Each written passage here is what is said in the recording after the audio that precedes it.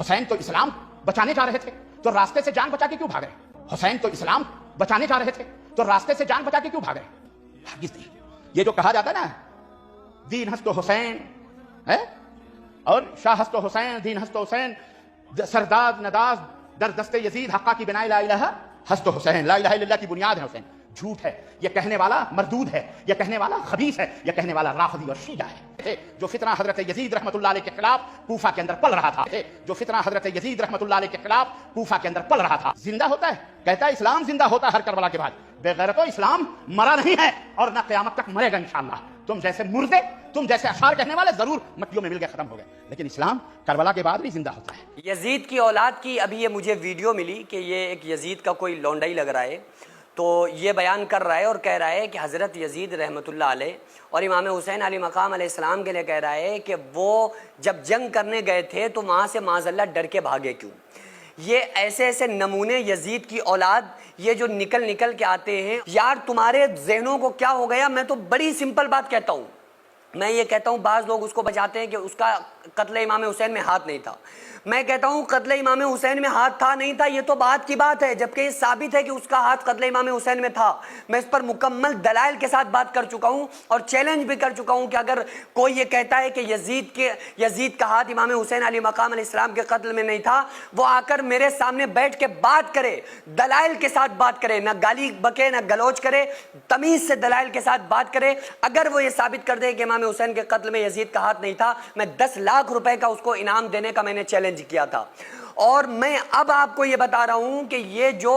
امام حسین علی مقام علیہ السلام کے قتل والی بات پہ جو کہا جاتا ہے کہ یزید کا ہاتھ تھا نہیں تھا، اس میں پبلک کو گھمایا جاتا ہے، اس سے پہلے کی بات دیکھو۔ یہ دیکھو کہ امام حسین علی مقام علیہ السلام نے یزید کے ہاتھ پر بیعت کیوں نہیں کی۔ یعنی کہ امام حسین علی مقام علیہ السلام جن کو رسول اللہ صلی اللہ علیہ وآلہ وسلم نے زبان چوسائی، جن کو رسول اللہ صلی اللہ علیہ وآلہ وسلم نے اپنی گود میں بڑا کیا، جو نبوت کی گود میں پلے بڑے ہوئے، جو آقا علیہ السلام کے کاندھوں پر دوش مبارک پر سوار ہوتے تھے، جو آقا علیہ السلام کے ساتھ کھیلتے تھے، جن کو رسول اللہ صلی اللہ علیہ وآلہ وسلم فرما رہے ہیں کہ اے اللہ میں ان سے محبت کرتا ہوں، جو ان سے محبت کرے تو ان سے محبت کر، جو ان سے بغض رکھے تو ان سے بغض رکھ۔ یہ وہ ہیں کہ جب رسول اللہ صلی اللہ علیہ وآلہ وسلم نماز میں ہوتے تھے تو یہ آ کر شان مصطفیٰ پر آ کے بیٹھ جاتے تھے، آقا علیہ السلام کے کاندھوں مبارک پر آ جاتے تھے، کبھی پیٹھ پر آ جاتے تھے، کبھی آقا علیہ السلام نماز میں کھڑے ہوتے تھے دونوں پیروں کے درمیان آ کے کھڑے ہو جاتے تھے۔ یہ وہ امام حسن امام حسین ہیں جن کے بارے میں آقا علیہ السلام نے ارشاد فرمایا الحسن والحسین سیدہ شباب اہل الجنہ، کہ جنت میں نوجوانوں کے سردار ہیں امام حسن امام حسین علی مقام۔ اب آپ یہ بتاؤ جن کی شان خود رسول اللہ صلی اللہ علیہ وآلہ وسلم نے خود بتائی اور ایسی بتائی کہ ایسی کسی کی شان ہی نہیں بتائی کہ جنت کا سردار بتایا، اب ایمانداری سے بتاؤ وہ امام حسین علی مقام علیہ السلام نے اپنے بچوں کو قربان کرنا گوارا کر لیا، اپنے بچوں کو پیاسا دیکھ لیا، اپنے آپ کی شہادت کو برداشت کر لیا، سب کچھ برداشت کر لیا، لیکن یزید کے ہاتھ میں ہاتھ نہیں دیا۔ کیوں؟ یہ سوال آپ پوچھو ان سے، کیوں نہیں دیا؟ کون سی ایسی بات تھی؟ کون سا کتنا بدماش قسم کا وہ آدمی تھا وہ بدبخت یزید پلید تھا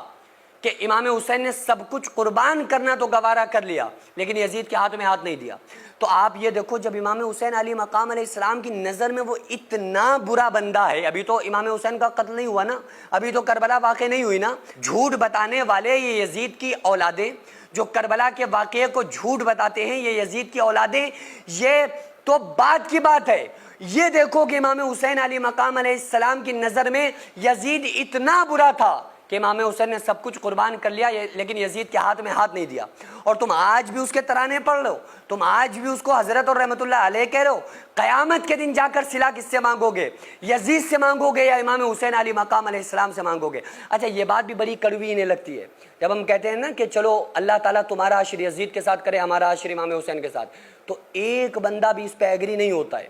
یعنی حضرت اور رحمت اللہ علیہ تم کہو، اب جب ہم یہ کہیں کہ تمہارے حضرت اور رحمت اللہ علیہ کے ساتھ تمہارا حشر ہو تو اس پہ راضی بھی کوئی نہیں ہوتا ہے، کیونکہ ان کی زبان تو حضرت اور یزید کو رحمت اللہ کہہ رہی ہے لیکن ان کا دل یہ جانتا اور مانتا ہے کہ وہ قیامت کے دن اچھے لوگوں کے ساتھ نہیں ہوگا، وہ بدبخت جہنم کے اندر جائے گا اور جہنم کے اندر پڑا ہوگا۔ ان کا دل یہ خود اس بات کو مانتا ہے، جبھی تو نہیں کہتے ہیں کہ ہمارا عشر یزید کے ساتھ ہو، کوئی نہیں کہتا ہے۔ سب حشر امام حسین کے ساتھ کروانا چاہتے ہیں، قصیدے پڑھ رہے ہیں یزید کے۔ سدھر جاؤ لوگوں، سدھر جاؤ مولویوں،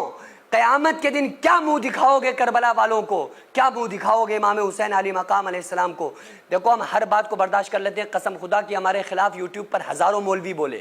ہزاروں لوگوں نے ہمیں ایکسپوز کیا، کسی نے کچھ کہا، کسی نے کچھ کہا، جس کو جو سمجھ میں آیا کہا۔ میں نے آج تک اپنے خلاف بولنے والوں کو جواب نہیں دیا،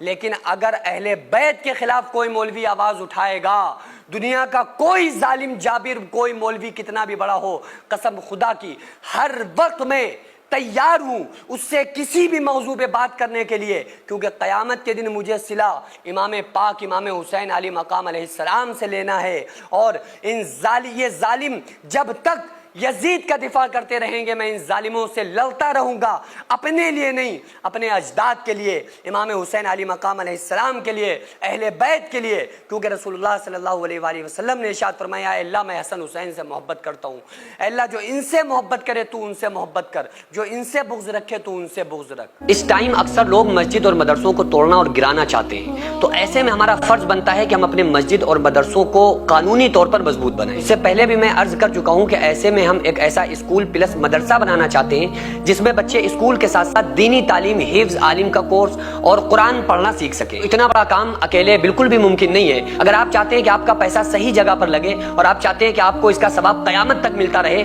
تو پھر آپ ضرور اس مدرسے، اس اسکول میں تعاون کریں تاکہ قیامت تک اس کا ثواب آپ کو ملتا رہے، کیونکہ جب تک اسکول اور مدرسے میں لوگ پڑھتے رہیں گے، تعلیم حاصل کرتے رہیں گے، جب تک انشاءاللہ تعالی اللہ تعالیٰ آپ کو ثواب عطا کرتا رہے گا۔ اگر آپ چاہیں تو اپنے مرحومین کے نام سے ایصال ثواب کے طور پر بھی دے سکتے ہیں، تو اس کے لیے سب سے پہلے ایسی زمین کی ضرورت ہے جس میں ہم یہ پروجیکٹ تیار کر سکیں جو قانونی طور پر مضبوط مانا جائے۔ تو اس لیے آپ لوگ کوشش کریں کہ زیادہ سے زیادہ تعاون کریں اور بار بار تعاون کرتے رہیں تاکہ ہم اپنے اس نیک مقصد میں کامیاب ہو سکیں۔ یہ کوئی فراڈ نہیں ہے، دھوکہ نہیں ہے۔ آپ چاہیں تو آپ آ کر خود یہاں پر وزٹ کر سکتے ہیں، آ کر دیکھ سکتے ہیں کہ الحمدللہ کس طرح سے یہاں پر کام ہوتے ہیں، کس طرح سے دینی کام، ملی کام، قوم کے کام، سماجی کام ہوتے ہیں۔ خود آ کر آپ وزٹ کر کے اپنی آنکھوں سے دیکھ سکتے ہیں۔ تو اسکرین پر جو آغازیہ ویلفیئر سوسائٹی کا اکاؤنٹ نمبر اور اسکینر نظر آ رہا ہے، اس پر آپ زیادہ سے زیادہ تعاون ضرور کریں۔